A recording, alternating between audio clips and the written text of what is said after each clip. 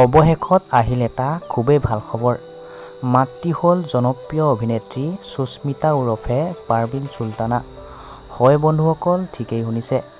এটি পুত্ৰ সন্তানৰ পিতৃ-মাতৃ হ'ল মুস্তাক আহমেদ আৰু অভিনেত্ৰী পাৰ্বিন চুলতানা। যোৱাকালি হঠাৎ হস্পিটেলত এডমিট হ'ব লগাত সমূহ ৰাইজক আশীৰ্বাদ বিচাৰিছিল যাতে আহিবলগীয়া শিশুটি সুস্থ আৰু সবলভাৱে এই পৃথিৱীলৈ আহে। বহুতেই কমেণ্ট কৰি তেওঁক বহু ধৰণে আশীৰ্বাদ প্ৰদান কৰিছিল আৰু হয়তো সকলোৰে আশীৰ্বাদৰ ফলত আজি এটি সুস্থ সবল পুত্ৰ সন্তান জন্ম দিবলৈ সক্ষম হয়। আৰু এই ভাল খবৰটি তেওঁ নিজেই সামাজিক মাধ্যমৰ যোগেদি সকলোকে জনাইছে।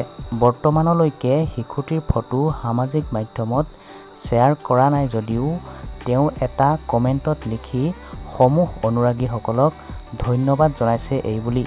Thank you so much YouTube family for your blessing we are blessing with baby boy. অভিনেত্ৰী পাৰ্বিন চুলতানালৈ আমাৰ চেনেলৰ তৰফৰ পৰা বহুত শুভেচ্ছা জ্ঞাপন কৰিলোঁ। আৰু আপোনালোকে বাৰু এই খবৰটো শুনি কেনেকুৱা পালে কমেণ্ট এটা কৰি জনাবচোন।